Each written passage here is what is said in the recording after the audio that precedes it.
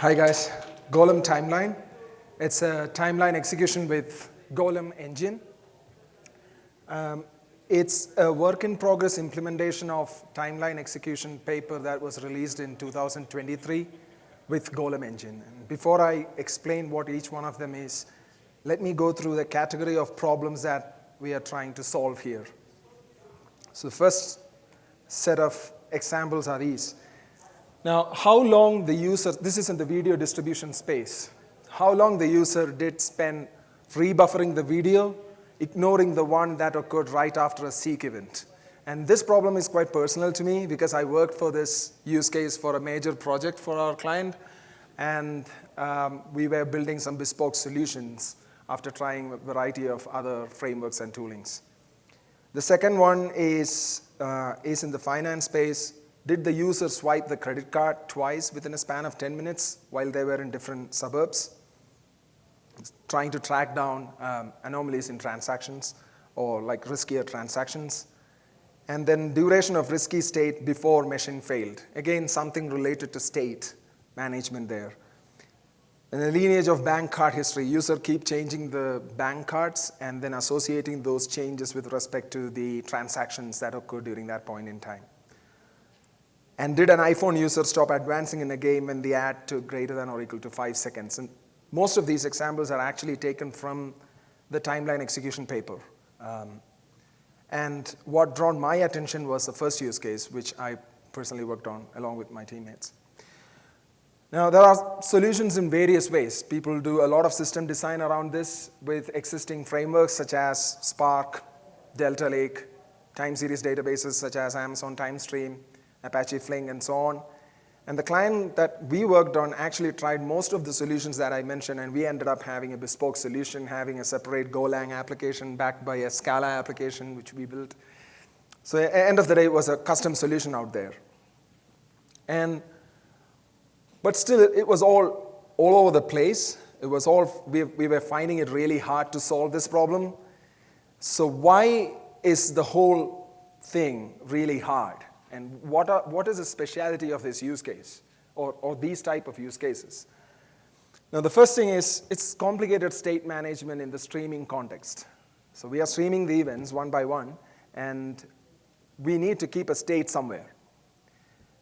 And there exists a complexity around it. While there are solutions, still it is really complicated. And extremely complicated SQL queries, be it batch or be it streaming, the queries do exist in both spaces. For example, KSQL is an example of a streaming query language. And all of them are still not so quite natural to think about in terms of solving these problems. The vague boundaries of stream versus batch. Now you got these kind of problems, and you do a system design, and you kind of don't know, or like we are finding it really hard to understand the boundary, where exactly the streaming space is and where exactly the batch. And it's quite vague. And even if we find out some way of boundary, the impedance mismatch is high. Whatever that streaming could achieve, we are not able to properly utilize it in the batch space. Suboptimal handling of delayed events. Okay, as I said, we are streaming events, but those events might be correlated with another stream of events that might be coming delayed, and now we don't know whether we should wait for the other stream to come in, and how long should we wait, and if there is a timeout, am I forced to emit some streams out? And if I'm if I'm emitting some streams, I'm already consuming the topic of events. So am I replaying the events after the second event actually came through? Lots of complexities there, and this over-reliance on persistence during the computation. We know persistence of data is important for every company, but then within a computation, there is it depends on obviously it depends on the type of computation, but especially in these type of computations, the persistence layer and the complexities around it could be solved. Like we can avoid it. Distributed caching being a second thought, it was the greatest learning for our project as well. So we have this one node or one task or one executor running a part of the computation, and it may have its result stored in memory. But then we don't know what type of computation was executed by that particular task. So we are not able to peek and look at the results, and even if we are able to peek at the results, there is no guarantee that that particular node or computer or executor exists anymore. It may have gone down. And another way to solve this is to make sure that the load balancer or whatever that the orchestrator is, make it redirect or make it route for that exact computation to that particular node. Again, if the node goes down, then it doesn't make any sense anymore. Now then we rely on distributed cache and the logs and all kind of engineering associated with it. Now when we were doing this project, we first focused on the in-memory cache, but for all these reasons that I just mentioned, it just became useless. And the company and the engineers out there wanted us to go with distributed cache, and there was a whole lot of engineering associated with it, which implies the whole in-memory cache was invalidated, like it was underrated, it was not used at all. And zero application level compute reuse. So for example, you have a cluster computing a complex metric, such as connection-induced rebuffering ratio. The exact definition doesn't really matter here. But this connection-induced rebuffering ratio may have so many primitive metrics associated with it. For example, as part of computing that complex metric, you might be computing a primitive metric. And so if you have already asked for that primitive metric sometime earlier, this complex metric that you spinned up for the cluster for should reuse that primitive metric, and the other way around as well. But these are not transparent. You don't know which task or which executor is running that primitive metric for that complex computation. So essentially, we are not able to reuse the compute as such. So here is an example of a hard query blatantly taken from the paper itself. It's a screenshot of the paper. I was showing this to my colleague Daniel. He was saying there was no syntax highlighting. Maybe that's why it is complicated. But even with syntax highlighting, my brain can't process this. And if at all I'm able to understand this, maybe after 5 minutes I forget it. I mean, that's just my way of taking it, and it's really hard. It's written in PySpark, and it's solving the exact use case which I mentioned for the connection-induced rebuffering. And so what do we need? So definitely we need a DSL that makes things observable, but at the same time, we need the right primitive in that DSL. Simply going ahead and writing a DSL that makes things declarative is not enough. Finding the right primitive is super important in designing languages. So that right primitive and allowing composition and observability and optimization. So we need a good DSL. We need an executor that is deterministic, because as I mentioned, one node cannot go just die, because we need that node to keep computing some computation forever, deterministically, so that we can peek at those tasks or executor and understand the results anytime, forever. And that is really important. So that determinism is really important, and that determinism is useful only when it is transparent, that we should be able to know that this is a part of the computation that's taken care by that part of the executor, so that we are able to come back and peek at these tasks or executors anytime. So here goes the timeline execution paper that was released in 2023. Obviously, you can go through the link, and it has got 5 or 6 pages. They go in detail. They are sometimes sounding very obvious, but it's pretty clever in detail. This is my own interpretation. I hope I'm not oversimplifying it. So these are 4 different timelines. The first timeline shows, has the user ever started playing? It's like a cumulative OR. As soon as you find an event that says play event, you're saying true. It becomes true. And the second one is almost the same, just the event value is different. Has the user ever performed a seek? So as soon as the user performs a seek, we draw a timeline for that. The third timeline is sort of a derived timeline, or maybe another form of the second timeline. Has the user ever performed seek? And if so, set it to false in 5 seconds. So from T2 to T7, it's true, but then rest of the time it's false. And the last one is, again, a derived timeline. So just for simplification, I draw the final timeline here. So you can think of the original timeline as drawing all the state of a player. So it can be a buffer event, it could be a play event, it could be a pause event, but then you're comparing that with a constant called as buffer, and then you have one single bump that goes from T5 to T9, which says that's a buffer event. We discard the second timeline here, and we'll see why. And we take the first, third, and fourth. And just with these timelines, if you are able to plot these timelines with respect to events, we can sort of identify the buffer time that occurred as part of the seek. And that's just a logical AND of these timelines. So if I'm naming these timelines as X, Y, and Z, just doing a logical operation, AND operation, tells you from T5 to T7, there has been a buffer event. And that's part of the seek event. And we don't need it. That's not what we are looking for. What we are looking for is we need to find the buffer time ignoring the seek event. So for that, what we need to do is to flip the second timeline. So do a negation.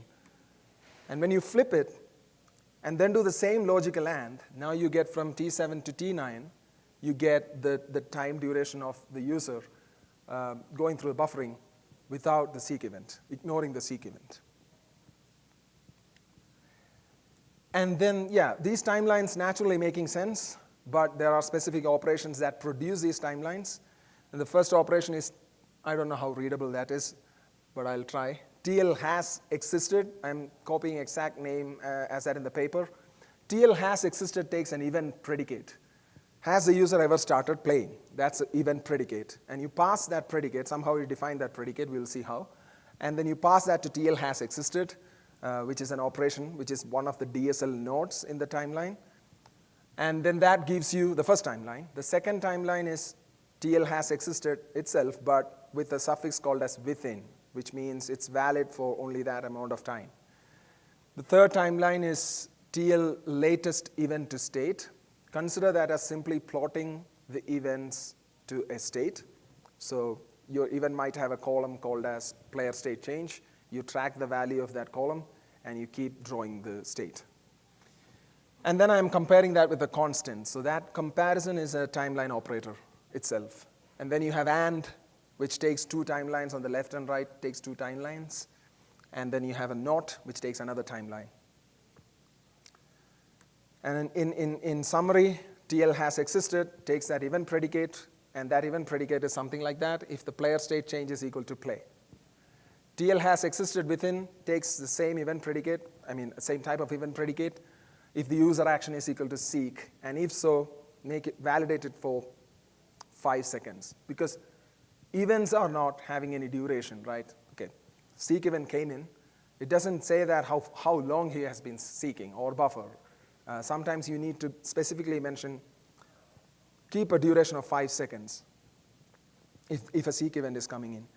T3 and T4 are exactly the same timeline operator. It is just plotting the state with respect to those columns that I have mentioned. One is player state change, the other one is CDN change. And the is equal to there is different to the event predicate is equal to. This equal to is on top of the actual timeline operator, actual timeline DSL. And then you do a AND, making sure that you're negating the second timeline. Of all of these timelines, you will get how long the user has been spending rebuffering from CDN1, ignoring the seek event. And the most important thing is still not executed yet. So you can ask for a value while the computation is running, say at 2 p.m. So at 2 p.m., what is the state of things? Okay, so the paper discusses about the idea, and that's it. And there are more details, such as what is the difference between state dynamic timeline, numerical timelines, event timelines, how are they related to each other, how do we apply the same to the other domains and stuff. However, there is no specific implementation detail of how this whole thing can be plotted in what scale and what's the tech stack. I believe the authors went with Scala for implementation, but not how. They just mentioned it is Scala, I think, if I remember correctly. But now I implemented this with Golem, and there was a reason for it. I always talked about the transparent executor that is deterministic, executor that we can go ahead and peek at any point in time and understand what computation is running where and forever. And I'm working in that project, Golem, with my teammates. So that's cool. And then in 2023, I was actually late to see this paper. I think it was in November that I bumped into this paper. And that exactly talked about the problem that I was trying to solve with my teammates for a major streaming company. Wow, that is really cool. So we found the real primitive, exact primitive, which is what we saw, which is timeline, and its compositions and the primitive operations. That sounds really elegant and cool and maintainable compared to any Spark or time series database queries. And then I have this Golem, which is giving me transparent executor. Not transparent, but deterministic executor, which I can make it transparent. So again, how did I implement this with Golem? The details of Golem and the details of durability. Oh, by the way, what is Golem? Golem is an advanced serverless computing having workers that are long-living and durable and stateful. So now I need to implement this timeline, DSL in Golem. I can go through each of the nodes in the DSL and make sure that each one of them are a worker in Golem that is durable. And a worker in Golem is an instance of a WebAssembly component. And there will be a lot of talks around WebAssembly component today and tomorrow, I think. And this is the internal representation of timeline DSL in Golem timeline. And it's a Rust code, and you have seen these DSL nodes before, but the main thing here is every node is now annotated with a worker detail, and a worker detail can be a prefix of a worker or an actual worker name. Again, the details don't matter here, but the idea does matter, that every DSL is annotated with a worker detail here. And then before we went ahead and ran them as different workers in Golem, the next thing that we had to do is to identify the leaf nodes and derived nodes, because we want to handle them separately. And we already saw the leaf nodes, the nodes in the DSL that was responsible for processing the events directly. They are TL has existed within, and latest event to state. And rest of the nodes that you have seen in the timeline DSL are the derived events. And then I am tagging these leaf nodes to be the event processor. An event processor is basically just a simple Rust application backed by simple Rust data structures, implementing these three functions, which means the leaf nodes. And then I built it as a WASM component and pushed it to Golem. And they are called event processor because their input is an event timeline. And output is a timeline of states. The paper says it is state dynamic timeline. And these three leaf node functions that you see, they can be in one component, but they can run as multiple workers, or it can even be configured to be run as one single worker. Then you have timeline processor, and I named it timeline processor because their input is a timeline. And they are actually called implementing the derived timeline nodes. And these nodes, again, are implemented using Rust, and they work as a single worker or multiple workers. They can be running as multiple workers if configured. And any state backing these functions are simple Rust data structures, or a hash map, or a list. And no need to learn the nuances of another framework here. I was just simply focusing on a simple Rust. It looked like a toy, but that was production grade. I was writing simple Rust program, as I mentioned, yes. Then I have a core module called orchestrator. And this orchestrator, initially I was thinking of orchestrator as outside of the Golem ecosystem, let it be. But then I was thinking this Golem timeline is going to face iterative design process, and this orchestrator might have more responsibilities in future, and it can quickly turn out to be a single point of failure, and I don't want that to be, and hence I built it as a WASM component, pushed it to Golem, and made it durable.